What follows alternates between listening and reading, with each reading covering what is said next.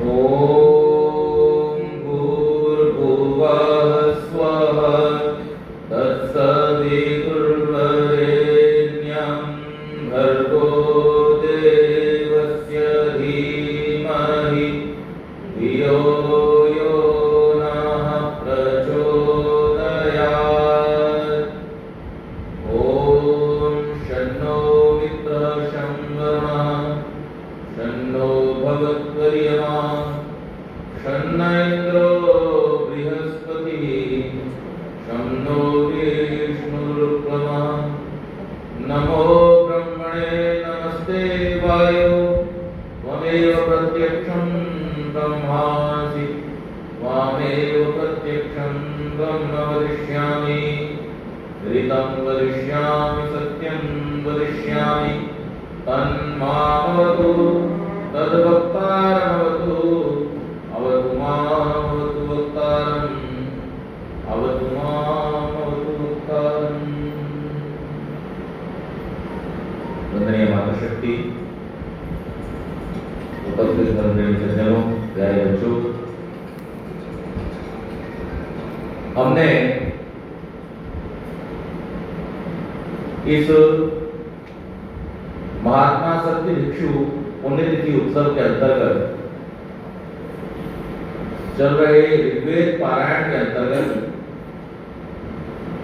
ऋग्वेद की विभिन्न ऋचाओं के अर्थ और भावों को समझा और विशेष रूप से सायंकालीन सत्र में पहले दिन मैंने हमारी विश्व मानव बनने की प्रक्रिया कि वैश्विक परिप्रेक्ष्य में वेद हमको क्या संदेश देता है, क्या उपदेश देता है, और कल राष्ट्र के संबंध में वेद हमको क्या संदेश देता है, क्या उपदेश देता है, उसको समझने का प्रयास किया। अब आज हम समाज के परिप्रेक्ष्य में वेद हमको क्या संदेश दे रहा है, इसको समझने का प्रयास करेंगे।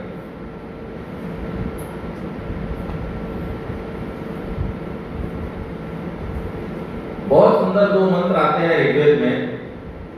अज्येष्ठासो अकनिष्ठास एते संभ्रातरो वाग्विदु सौभगाय युवा पिता स्वपा रुद्र एषां सुदुधा कृष्णी सुदिरा मरुद्भा। और दूसरा है मोहमन्नं विन्दते अप्रचेताः सत्यं ब्रवीमि बधैत्सतस्य नारायणं पुष्यति नो सखायं केवलादो भवति केवलम्। केवलाभो भवति केवलादि, इन दो मंत्रों में बहुत ही सुंदर सामाजिक व्यवस्था को सुदृढ़ बनाने का सूत्र दिया गया है। मर्यादा पुरुषोत्तम श्री राम के जीवन की एक घटना है। जब वो छोटे थे उस समय माता कैकेयी उनको धनुर्विद्या की शिक्षा दिया करती थी। आप सबको ये पता ही है कि माता कैकेयी जो थी वो धनुर्विद्या में बहुत निपुण थी, और जिस समय देवासुर संग्राम हुआ था उस समय में वो महाराज दशरथ के साथ में न केवल युद्ध में सारथी के रूप में गई, बल्कि जब महाराज दशरथ घायल हो गए तो उन्होंने उस युद्ध का नेतृत्व भी किया और महाराज दशरथ के प्राण बचाए। तो वो युद्ध विद्या में बहुत निपुण थी और इसलिए उन्होंने ये जिम्मेदारी ली थी कि इन बच्चों का जो घर में रह करके धनुर्विद्या अस्त्र शस्त्र आदि के सीखने का कार्यक्रम है उसकी जिम्मेदारी उन्होंने अपने ऊपर ले रखी। और माता से अधिक संस्कार किसी और से पहुंच नहीं सकता, तो इसलिए मां जब शिक्षा देती है किसी चीज की तो बच्चों को वो बहुत ही सुग्राही हो जाता है और बहुत गहरे तक उनके अंदर उसका संस्कार बैठ जाता है। तो माता कैकेयी ने एक दिन राम और भरत दोनों को एक लक्ष्य दिया, और वो लक्ष्य क्या था कि एक कबूतर बैठा हुआ है पेड़ पर उन्होंने कहा कि भरत इसको तीर मारो। भरत ने कमान उठाई, तीर उठाया और उस कबूतर की ओर देखा। आप सबने भी कबूतर को देखा है, बहुत ही प्यारा सुंदर पक्षी होता है और सफेद कबूतर तो और भी ज्यादा सुंदर लगता है। भरत ने जब उसको देखा तो मन में विचार आया, ये इतना सुंदर कबूतर है, इतना प्यारा कबूतर है जिसने मेरा कुछ नहीं बिगाड़ा, मेरे बाण से इसके प्राण चले जाएंगे। और उन्होंने तीर कमान को वहीं रख दिया। बोले माँ मैं इसको नहीं मार सकता। माँ ने कोई प्रतिक्रिया नहीं दी, भरत की ओर मुस्कुरा करके देखा और कहा कोई बात नहीं बेटा, राम उठाओ धनुष और इस पर निशान लगाओ। और राम जो उस समय छोटे बालक थे, उन्होंने उस धनुष को उठाया, कमान को साधा और एक ही बार में उस निशाने को भेज दिया। वो जो कबूतर था बाण के लगने से नीचे गिर पड़ा। अब भरत के मन में बड़ी ऊहापोह चल रही कि इस कबूतर ने हमारा कुछ बिगाड़ा नहीं था, फिर ये कबूतर को क्यों मारा, माँ ने ऐसा क्यों किया। तो बेचारे उस बाण लगे हुए कबूतर को उठाने के लिए जल्दी से दौड़े कि शायद प्राण बचा लूंगा इसके। और जब उस कबूतर के पास में पहुंचे तो क्या देखते हैं कि कबूतर का जो एक बूंद भी खून नहीं निकल रहा। आश्चर्यचकित थे, जल्दी से हाथ में उठा लिया, बाण को खींच के निकाल दिया। और जिस समय उसको हाथ में उठाया तो पता चला कि वो कबूतर वास्तव में असली कबूतर नहीं था, एक खिलौना था।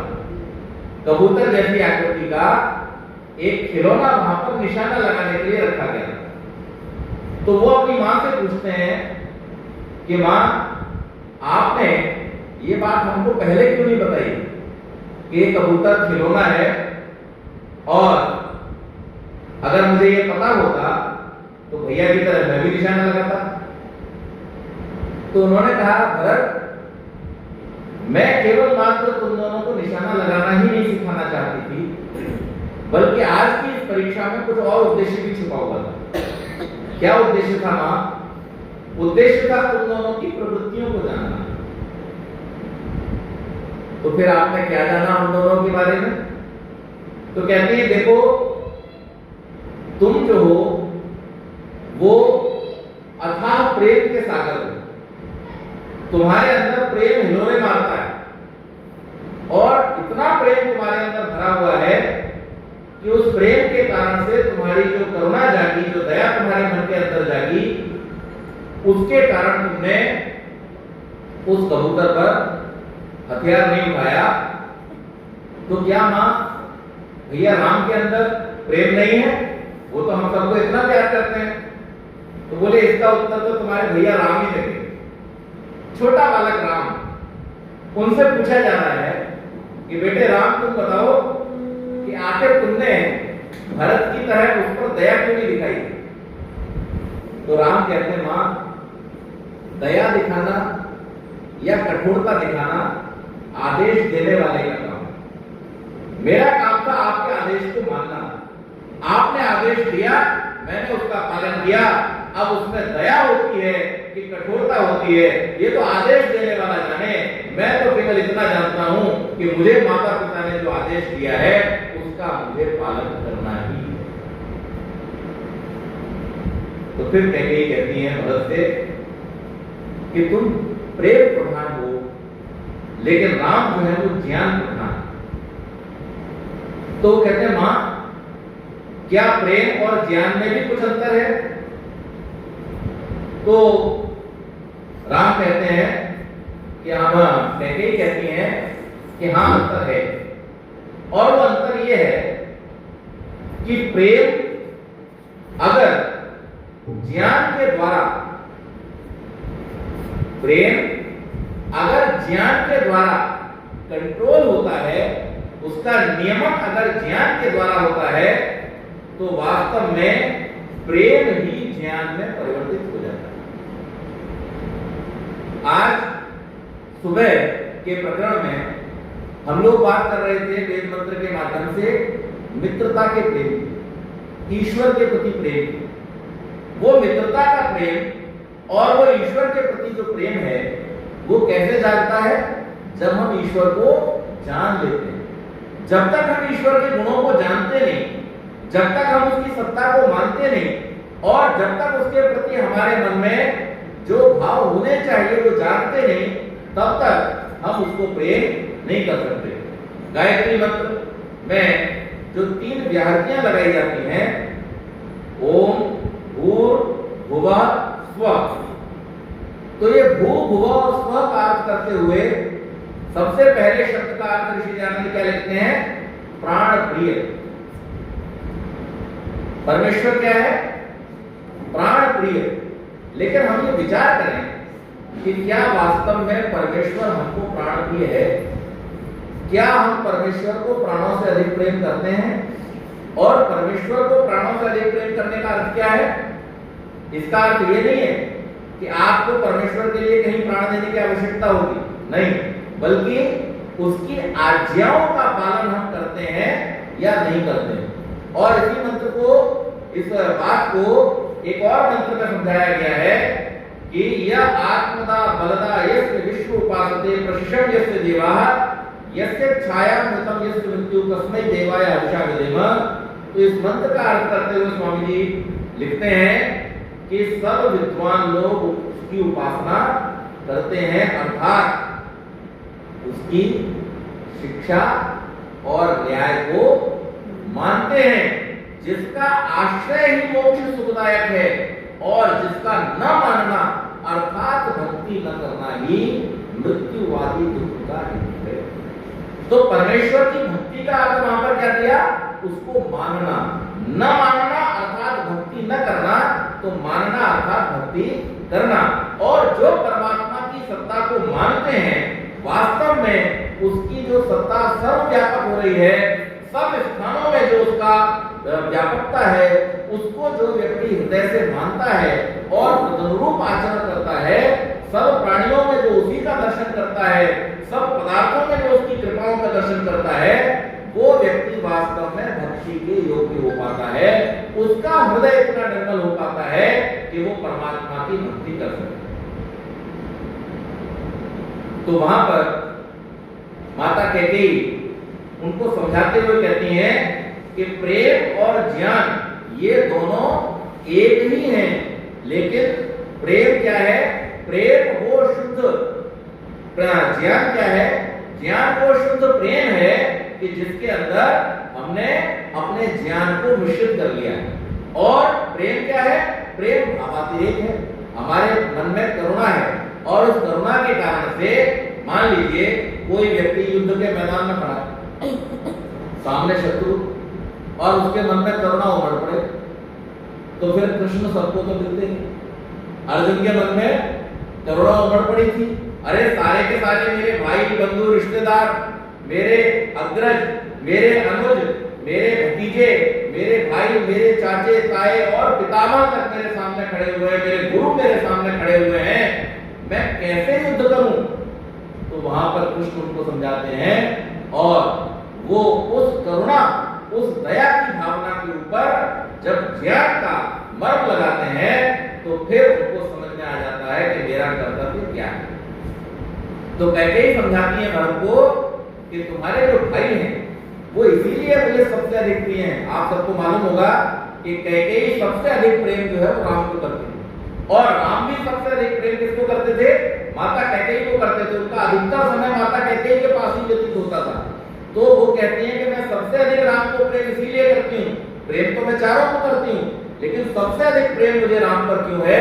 क्योंकि राम का जो चरित्र है, राम की जो बुद्धि है, राम का जो विवेक, निरीक्षण विवेक करने की जो क्षमता है, वो तुम सबसे कहीं अधिक है। और तब वो वहां पर उनको एक उपदेश करती है कि पूरा जीवन जो तुम्हारा भाई करता है उसका अनुगमन करना, क्योंकि इसकी बुद्धि इतनी पवित्र है, इसका प्रेम भी इतना पवित्र है कि ये जीवन में कभी कोई गलत कार्य कर ही नहीं सकता।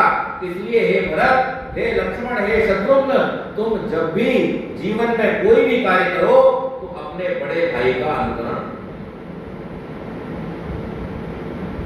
परिवार को और समाज को चलाने के लिए प्रेम और ज्ञान का जो संतुलन है वो बहुत आवश्यक है।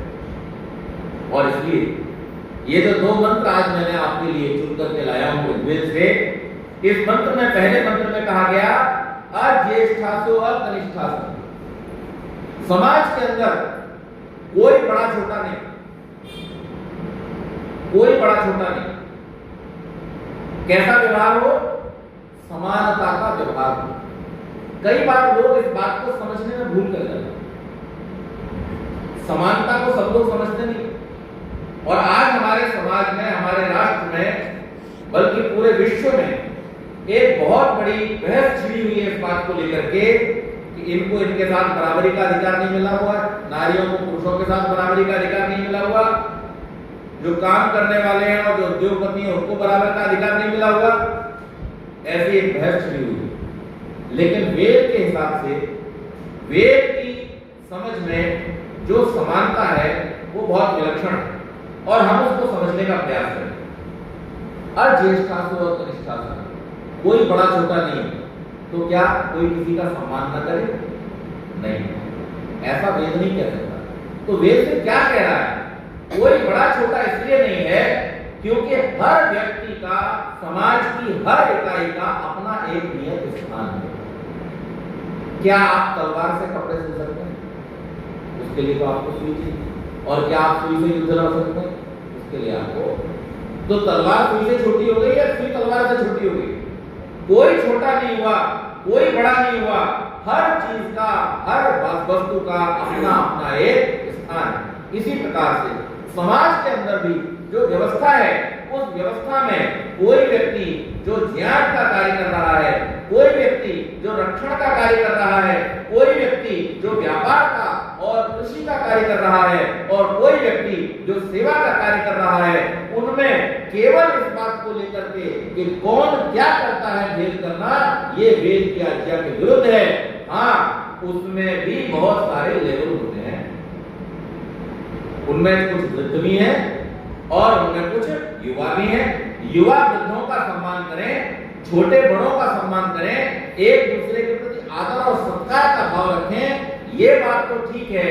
लेकिन कोई सेवा कर रहा है इसलिए वो छोटा है, और कोई मंच पर बैठ करके भाषण दे रहा है इसलिए वो बड़ा है, इस प्रकार का भेद करना ये निश्चित रूप से वेद की आज्ञाओं के विरुद्ध। तो वेद का मंत्र हमको कह रहा है कि संभ्रातरो वाग्वधू सौभागाय, अगर तुम अपने सौभाग्य की वृद्धि करना चाहते हो तो जैसे भाई भाई एक दूसरे से छोटे बड़े का अनुभव न करते हुए समानता का व्यवहार एक दूसरे के साथ में करते हैं और प्रेम पूर्वक रहते हैं, इसी प्रकार से हमें भी समाज के अंदर रहना चाहिए। छोटे बड़े का भेद नहीं करना, और इसलिए नहीं करना चाहिए क्योंकि उस परमात्मा ने हमारे अंदर कोई भेद नहीं किया। उस परमेश्वर ने हमारे ऊपर कोई ठप्पा लगा करके हमको नहीं भेजा है। प्रत्येक व्यक्ति अपने जीवन में अपने अपने पुरुषार्थ के अनुसार जो भी प्राप्त करने योग्य है उसको प्राप्त करता है, और प्राप्त करके उसके अनुसार अपने जीवन को बिताता है। मैंने पहले भी आपके सामने एक कथा रखी थी, एक और छोटी सी कथा आपको सुनाता हूं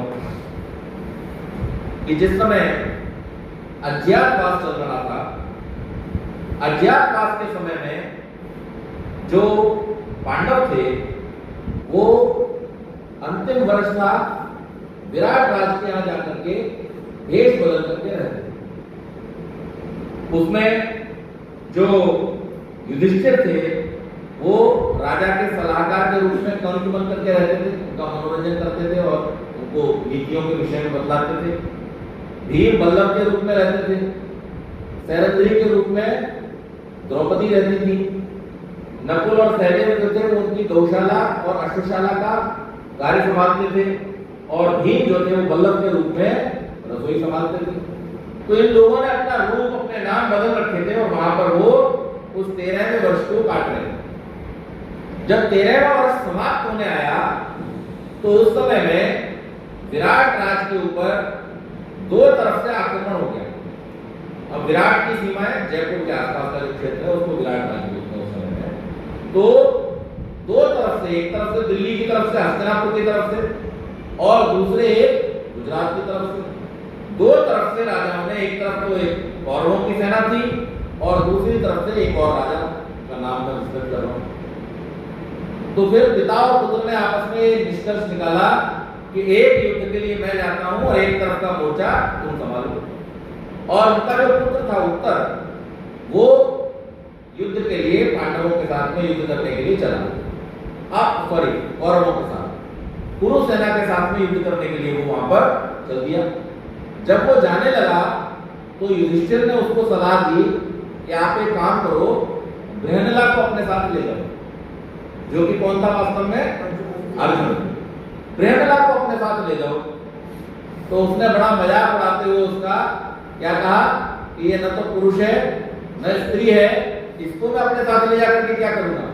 तो उन्होंने समझाया कि देखो, ये अर्जुन और अर्जुन के साथ साथ अन्य बहुत सारे बड़े बड़े योद्धाओं के साथ में युद्ध इसने लड़े हैं और ये युद्ध में रही है, तो इसको ये पता है कि युद्ध नीति क्या होती है। आपके लिए हमेशा ये सहयोग करने वाला होगा, तो आप इसको साथ में लेकर के जाइए। उनकी माँ ने भी कहा जब कह रहे हैं तो आप लेकर के जाओ, उनकी सलाह अच्छी होती है। साथ में ले लिया सारथी के रूप में, और अभिमान से भरा हुआ उत्तर जो है वो चल पड़ा, इन लोगों को तो मैं अकेले ही पकड़ूंगा। जब वहां पहुंचता है और सामने जब उसने भीष्म, द्रोण, कृपाचार्य, दुशासन, ऐसे बड़े बड़े योद्धाओं को जब खड़ा हुआ देखा तो उसको पसीने छूटने लगे। बोले इनके साथ में मैं क्या युद्ध करूंगा, मैं तो पालक, और इतने बड़े बड़े धुरंधर योद्धा मेरे सामने खड़े हुए हैं। और इसने कहा रथ मोड़ो और भागो। जब ऐसा कहा तो बृहनला ने उससे कहा कि कुमार, मैं आपके साथ आया हूं, आप भाग नहीं सकते। हाँ, एक कार्य अवश्य हो सकता है कि यदि आपको भय लगता है तो मैं ये युद्ध लड़ूंगा। बोले तुम क्या युद्ध लड़ोगे? बोले बस आप बनो सारथी और मैं आपको बताता हूं वो करो। और फिर अर्जुन ने जहां पर अपने अस्त्र शस्त्र छुपाए हुए थे वहां लेकर के उनको गए, अपना गांडीव उठाया, तुरीण बाण उठाए और युद्ध के लिए आ गए। भयानक युद्ध हुआ और युद्ध में निश्चित बात थी अर्जुन की ही विजय होनी थी। अर्जुन ने उन सब योद्धाओं को परास्त करके भगा दिया। और जब ऐसा हुआ तो उत्तर बड़े आश्चर्यचकित थे, ये आखिर है कौन जिसने इतने बड़े बड़े महारथियों को छक्के छुड़ा दिए?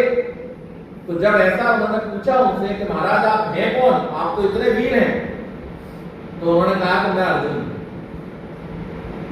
और जो तुम्हारे यहाँ बल्लभ है वो भीम है, कंस युधिष्ठिर है महाराज, और नकुल और सहदेव मेरे भाई तुम्हारी गौशाला अश्वशाला को संभालते हैं, और जो सैरंद्री है वो महारानी द्रौपदी है। हम लोगों का अज्ञात रास्ता, इसलिए हम ये समय आपके यहाँ रह करके काट रहे हैं। अब तो आप अपने रूप में आ जाइए, हमें अपनी सेवा का अवसर दीजिए। बोले एक दिन और रुको, फिर हम अपने रूप में आ जाएंगे। क्यों एक दिन रुको? बोले भैया ने कहा है और हम भैया से प्रश्न नहीं करते हैं, उन्होंने कह दिया, इसलिए अब हम कल ही अपने रूप में आएंगे। लेकिन उत्तर सुनो, तुमसे मुझे कुछ बात करनी। क्या बात करनी? कि तुम कल इस राज्य के महाराज बनोगे। एक बात को हमेशा अपने जीवन में ध्यान रखना, और वो बात यह है कि कभी भी किसी व्यक्ति का इसलिए अपमान न करना कि वो दुर्भाग्य के कारण से गरीब है या सेवा का कार्य करता है या कोई छोटा कार्य करता है। क्यों? क्योंकि उसका भाग्य और दुर्भाग्य तो उसका अपना है, लेकिन वो जिस परिस्थिति में है वो परमात्मा ने उसको प्रारब्ध के अनुसार भेजा है। और जब तुम किसी व्यक्ति का केवल इसलिए अपमान करते हो क्योंकि वो तुमसे छोटे स्तर पर है, तुमसे छोटा काम करता है, तो निश्चित मान लो कि तुम उस व्यक्ति का नहीं बल्कि संपूर्ण परमात्मा की व्यवस्था का अपमान कर रहे हो। इसलिए कभी भी किसी व्यक्ति का अपमान मत करना। उसका कौन सा प्रारब्ध उदय हुआ है जिसके कारण से वो उस कष्ट को भोग रहा है, ये तो वो जानता है, उसका परमात्मा जानता है। लेकिन तुम ऐसा करके अपने जीवन में अपने पाप को मत बढ़ाना। उत्तर नतमस्तक हो जाता है। कहने का अभिप्राय, वेद का ये मंत्र भी हमको यही शिक्षा दे रहा है कि अज्येष्ठा स्वकनिष्ठा, समाज के अंदर कोई बड़ा कोई छोटा अपने कार्यों को लेकर के नहीं होता, बल्कि उन कार्यों को करते हुए वो क्या कार्य करता है करके वो बड़ा और छोटा होता है, महान और निकृष्ट होता है। अरे कोई व्यक्ति वेदों का पंडित होकर के भी अगर दुष्टता के कार्य करता है, धूर्तता के कार्य करता है, व्यभिचार आदि करता है, तो क्या आप उसको बड़ा आदमी मानेंगे? आप उसको धूर्त ही कहेंगे, उसको दुष्ट ही कहेंगे। और अगर कोई झाड़ू लगाने वाला आदमी भी सच्चरित्र है, वो आदमी अगर अपनी पूरी निष्ठा के साथ में, पूरी श्रद्धा के साथ में सफाई के कार्य को करता है, तो वो भी वंदनीय है, वो भी पूजनीय है, आराध्य है। उसके भी गुणों को अपने अंदर धारण करने का प्रयास करना चाहिए। हमारे देश का इस समय बहुत बड़ा सौभाग्य जागा हुआ कि आज हमारे पास एक ऐसा प्रधानमंत्री है जो सफाई कर्मियों के प्रेरक होता है। इस बात को जान करके कि अगर उन सफाई कर्मियों ने अपनी पूरी तत्परता के साथ में उस कार्यक्रम के क्षेत्र को साफ सुथरा रखने का प्रयास न किया होता, तो शायद वो गंदगी उस सारी चकाचौंध को और उसके आकर्षण को धूमिल कर देती जो जमीन पर पड़ी हुई पैरों पर लगती। लेकिन उन सफाई कर्मियों ने उस पूरे स्थल को साफ सुथरा रख करके उनके उस आयोजन को भव्य बनाने में महत्वपूर्ण योगदान दिया। पहली बार किसी व्यक्ति ने इस बात को रिकॉग्नाइज करके और उन सफाई कर्मियों के पैरों को धोने का काम किया। ये महानता का कार्य है और ये वेद की आज्ञा है। वेद हमें इस बात का उपदेश करता है कि कार्य की दृष्टि से किसी को छोटा या बड़ा नहीं समझना चाहिए, बल्कि उस कार्य को वो करता किस प्रकार से। हाँ, सफाई करने वालों में भी कोई बहुत अच्छी तरह से करता है और कोई बहुत अनमने ढंग से करता है। भाषण देने वालों में भी, उपदेश करने वालों में भी कोई मेहनत करके, पुरुषार्थ करके, बहुत कुछ सीख करके, जान करके और आगे बताने का कार्य करता है, और कोई केवल मात्र लकीर पीटने का काम करता है कि बस मुझे तो बैठ करके कुछ बोलना है तो मैं कुछ भी बोल दूं। आप देखते हो समाज में आज किससे कहानी सुनाने वाले लोग स्टेज पर बैठ करके न जाने कितनी कितनी अश्लील बातें सुनाते हैं। जो लोग हाथ जोड़ करके अपने मेहनत की कमाई को उनके प्रति समर्पित करने के बाद अपने बच्चों को वहां इसलिए लेकर के आते हैं कि हमारे बच्चों को कुछ अच्छा सुनने को मिलेगा, कोई संस्कार मिलेगा, उन लोगों को वो वहां मंच पर बैठ करके अश्लील बातें, उल्टी सीधी बातें सुनाते हैं। हमारे जो महापुरुष हैं, हमारे जो पूर्वज हैं, उनके बारे में उल्टी सीधी बातें कहते हैं, उनके ऊपर नाना प्रकार के लांछन लगाते हैं। तो हमें कभी भी ऐसा नहीं करना चाहिए। वेद कहता है अपने अपने कार्य को सबको बहुत अच्छे प्रकार से करना चाहिए और कार्य की वजह से कभी किसी को छोटा या बड़ा नहीं मानना चाहिए। आगे कहा कि वो जो हमारा पिता है वो सदैव युवा है। परमात्मा हम सबका पिता, और वो सदा कैसा रहने वाला है? युवा रहने वाला है। यानी जैसे जागतिक पिता होते हैं ना, जागतिक पिता को जब बच्चा छोटा होता है तो ऐसे डरता है, और जब जवान होने लगता है और पिता बूढ़ा होने लगता है तो उसके ऊपर तनता है। लेकिन यहां पर कहा कि तुम्हारा जो असली पिता है ना वो बूढ़ा नहीं होता। तुम पैदा होगे, जवान होगे, बूढ़े होगे, मर भी जाओगे, लेकिन वो सदा युवा रहने वाला है। इसलिए अपने मन में कभी ये अभिमान न लाना कि मैं जवान हो गया हूं तो अब मेरा पिता बूढ़ा हो गया, अब वो मुझे क्या सजा देगा। वो हर समय, हर युग में, हर काल में युवा ही रहता है, शक्तिशाली रहता है, और उसकी शक्ति से बाहर तो कहीं भी जा नहीं सकते। इसलिए अपने सौभाग्य की वृद्धि के लिए, अपने सुखों की वृद्धि के लिए सदैव समाज को अगर उन्नतिशील बनाना है तो इस बात का ध्यान रखना कि छोटे बड़े का भेद कभी भी नहीं करना। और आगे दूसरे मंत्र में कहा कि तुम अपने पुरुषार्थ से अच्छे कार्यों को करते हुए जो कुछ भी अपने जीवन में प्राप्त करोगे, उस जीवन में प्राप्त किए हुए को अगर तुमने केवल अपने लिए ही रखा तो वो तुम्हारी मृत्यु का कारण बनेगा। बहुत कठोर वचन कहा है। वो तुम्हारा वध करने वाला बनेगा अगर तुमने अपने पुरुषार्थ की कमाई को भी केवल अपने लिए रखा, अपने स्वार्थ के लिए रखा, तो वो तुम्हारा वध करने वाली बनेगी। अब वो कैसे बनेगी, ये रहस्य की बात हमें समझनी चाहिए। जीवन और मृत्यु वास्तव में है क्या? हमारा शरीर को धारण करना जन्म है, और हमारा शरीर को छोड़ करके चले जाना मृत्यु है। ये शरीर में आने की और शरीर को छोड़ करके चले जाने की जो प्रक्रिया है, ये स्वाभाविक है, निरंतर है और परमात्मा की व्यवस्था में है। जो व्यक्ति जीवन लिया है, जिसने जन्म लिया है, उसको अवश्यमेव मृत्यु प्राप्त होगी, और जिसकी मृत्यु हुई है उसको अवश्यमेव जन्म प्राप्त होगा। जब तक वो मुक्त न हो जाए तब तक उसे जन्म और मरण के बंधन में पड़ना ही पड़ेगा। मुक्त होने के बाद भी एक दीर्घ समय सीमा के बाद में फिर से उसे जन्म लेना ही पड़ेगा। तो ये जन्म और मृत्यु निश्चित है और हमारे हाथ में नहीं। तो फिर इसमें आपकी विशेषता क्या है? इस बात से क्यों ऐठे रहते हो कि हम कौन से पिता के घर में पैदा हुए? इस बात से क्यों तने रहते हो कि हम किस परिवार में पैदा हुए? इस बात में क्यों आपको घमंड भरा हुआ है कि हम धनी के यहाँ पैदा हुए, कि शक्तिशाली के यहाँ पैदा हुए? वास्तव में जो महत्वपूर्ण चीज है वो क्या है? वो है इस जन्म और मृत्यु के बीच का जो समय आपके पास आपको मिला हुआ है, जिसे हम जीवन कहते हैं, वो सबसे महत्वपूर्ण। और जन्म से लेकर मृत्यु के समय के बीच में हम किस प्रकार के कार्यों को करते हैं, उससे हमारी मृत्यु का निर्धारण होगा। हम मरेंगे या नहीं मरेंगे। जन्म तो हमें लेना है, शरीर का जन्म और मृत्यु तो होगा, लेकिन शरीर के जन्म मृत्यु के अतिरिक्त हम मरेंगे या नहीं मरेंगे, ये निर्भर करेगा इस बात पर कि इस जन्म और मृत्यु के बीच के समय में हमने किया क्या।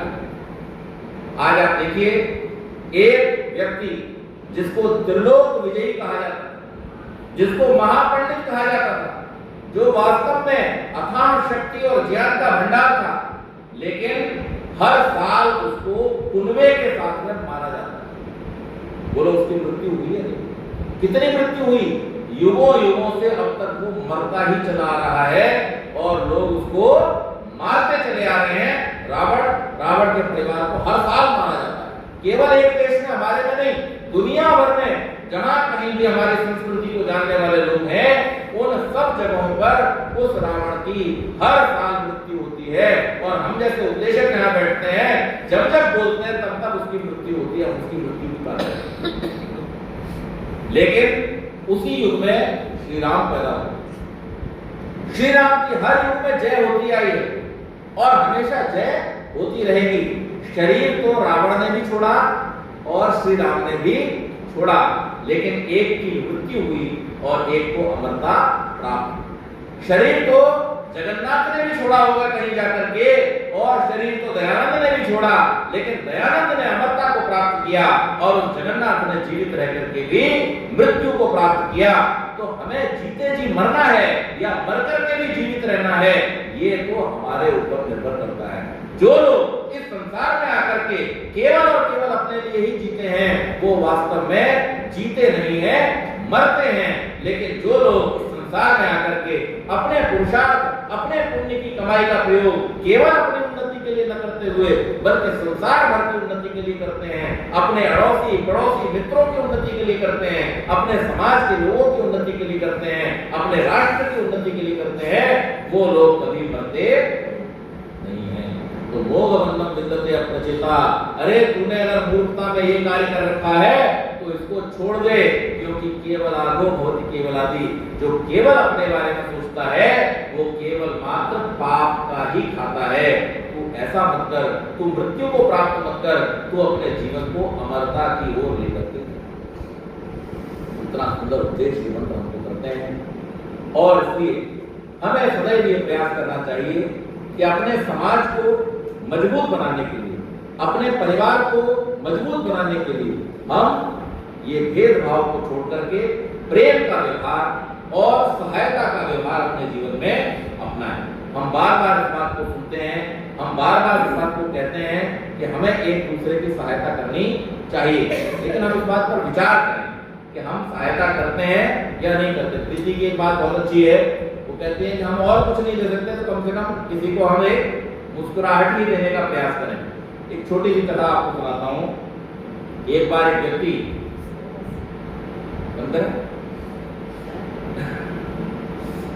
व्यक्ति बेचारा आ रहा था कहीं, और आते हुए उसको रास्ते में बड़ी जोर की प्यास लगी तो ढूंढने लगा पानी कहाँ मिलेगा।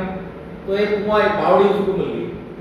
अपने लोटे में उसने रस्सी बांधी और बावड़ी में से पानी निकाला। पानी बड़ा ठंडा ठंडा मीठा पानी था। पानी पिया, तृप्ति हुई, तो उसने सोचा, उसके मन में विचार आया कि क्यों ना ऐसा मीठा पानी मैं अपने राजा को पिलाऊं। राजा भी पिएगा तो खुश हो जाएगा, उसकी भी प्यास बुझेगी। और वो अपनी सोच के हिसाब से उसने लोटा भरा और पानी को लेकर के राजा की तरफ चल पड़ा। जब दरबार पर पहुंचा तो वहां पर उसको दरबारी को रोक दिया। कहां जा रहे हो? बोले मैं एक बहुत बढ़िया जगह से पानी लेकर के आया हूं और महाराज को मुझे पिलाना है। महाराज को पिलाना है? अच्छा, महाराज से पूछ लेते हैं। महाराज से पूछा गया। महाराज बड़े उदार थे, विनम्र थे, उन्होंने कहा कि ले आओ। वो व्यक्ति पानी लेकर के अंदर गया और जैसी कि परंपरा होती है कि राजाओं को कोई भी वस्तु जो खाने पीने की आती है वो सीधे नहीं दी जाती, तो पहले मंत्री ने या किसी दरबारी ने उसको चेक किया और चेक करने के बाद में महाराज को वो पीने के लिए दिया गया। जिसने चेक किया उसके चेहरे पर कुछ एक्सप्रेशन बदले, तो राजा साहब ने उनको इशारा कर दिया कि शांत, कुछ बोलना नहीं। और उन्होंने वो पानी पिया। पानी पीकर के उसकी बड़ी तारीफ की उस व्यक्ति की, और तारीफ करके कहा तुमने बहुत अच्छा कार्य किया, मैं तो बहुत प्यासा था और तुमने इस अच्छे मीठे जल को पिला करके मुझे तृप्त कर दिया है, और इसके बदले में मैं तुम्हें कुछ भेंट देना चाहता हूं। बोले नहीं महाराज, मैं तो केवल आते आते ले आया। बोले नहीं, मेरा भी कुछ कर्तव्य बनता है राजा होने के नाते। उसने उसको स्वर्ण मुद्राएं दी और विदा किया। जब वो चला गया तो उसका मंत्री और उस व्यक्ति ने वो टेस्ट किया था पानी, वो बोलता है कि महाराज यही पानी तो आप रोज पीते हो, और इससे भी बढ़िया साफ सुथरा पानी आप मीठा पानी पीते हो, फिर आपने ऐसा आश्चर्य क्यों व्यक्त किया और उसको इनाम किस बात का लिया? वो केवल पानी लाया था। बोले देखो, मैं यहाँ का राजा हूं और वो मेरी प्रजा है। मेरी प्रजा के मन में अगर मेरे प्रति इतना सम्मान, इतना प्रेम का भाव है कि उसने पानी जैसी चीज भी खुद अकेले नहीं पी, बल्कि मेरे लिए वो ये भावना लेकर के आया कि जो मीठा पानी मैंने पिया है वो मेरे राजा को भी पीना चाहिए। अरे मुझे पता है, तुम्हें पता है कि ऐसा पानी हम रोज पीते हैं, लेकिन उस बेचारे को तो नहीं पता ना। उसने तो अपने जीवन में पहली बार ऐसा मीठा पानी पिया था, तो उसकी भावना को समझने का प्रयास करो। और जब वो मेरी प्रजा होकर के मेरे बारे में इतना सोच सकता है, तो क्या मैं राजा होकर के इतना कंजूस हूं जो अपनी प्रजा के बारे में नहीं सोच सकता? तो उस मंत्री को समझ में आया कि वास्तव में राजा ने जो व्यवहार किया वो उचित था। तो कहने का अभिप्राय ये है कि समाज में हम किसी को क्या देते हैं ये महत्वपूर्ण नहीं, कितना देते हैं ये महत्वपूर्ण नहीं। अरे हम अगर किसी को सम्मान भी दे देते हैं, अगर किसी को हम प्यार के दो शब्द बोल देते हैं, अगर हम किसी के सामने एक मुस्कुराहट दे देते हैं, तो ये भी बहुत महत्वपूर्ण है। और इससे भी हम समाज में समरसता का, हार्मनी का एक वातावरण तैयार कर सकते हैं। आप सबने एक फिल्म देखी होगी राजकुमार हिरानी जी की, मुन्ना भाई MBBS। उस फिल्म में आपने एक दृश्य अगर देखा हो कि उस हॉस्पिटल के अंदर, उस मेडिकल कॉलेज के अंदर एक झाड़ू लगाने वाला व्यक्ति था, और जब उस जो हीरो है उसको निकालने की बात होती है मुन्ना भाई को, तो वो सबसे आगे जाके खड़ा हो जाता है और वो कहता मैं इसको नहीं निकाल दूंगा, ये बहुत अच्छा आदमी है। तो कहता भाई तू कौन है? बोले यही तो बात है, 20 साल से तुम भी इस हॉस्पिटल में हो, 20 साल से मैं भी इस हॉस्पिटल में हूँ, रोज झाड़ू लगाता हूँ, तुम भी साफ सुथरा फर्श देखते हो, लेकिन आज तक तुम मेरा नाम भी नहीं जानते। और ये आदमी भी 1 साल से आया है, ये हर आदमी का नाम जानता है, और ये वो पहला आदमी है जिसने इस हॉस्पिटल में मुझे गले से लगाया। तो ये प्रेम का जो व्यवहार है, ये समरसता का जो व्यवहार है, यही तो मनुष्यता है। और अगर हमने मनुष्य होकर के वेद पढ़ करके भी अगर प्रेम को नहीं समझ पाए, तो समझ लीजिए आपका सब पढ़ना लिखना बेकार है। तो वेद हमको उपदेश कर रहा है कि हम प्रेम पूर्ण व्यवहार करते हुए संसार में रहें, और समाज में किसी को भी छोटा बड़ा न मानते हुए सबको समान उस परम पिता परमेश्वर की संतान मानते हुए अपने व्यवहार को तदनुरूप करें, किसी के साथ भेदभाव न करें, और सबको सहयोग करने की भावना अपने मन में रखें। तभी हमारा जीवन सफल होगा, सार्थक होगा, और सब प्रकार से हमारे कार्यों की सिद्धि होगी। ये थोड़ी सी चर्चा मैंने आप सबके बीच में वेद की दिशाओं से की, आप सबने ध्यानपूर्वक सुना। और कल के लिए सूचना, कल का कार्यक्रम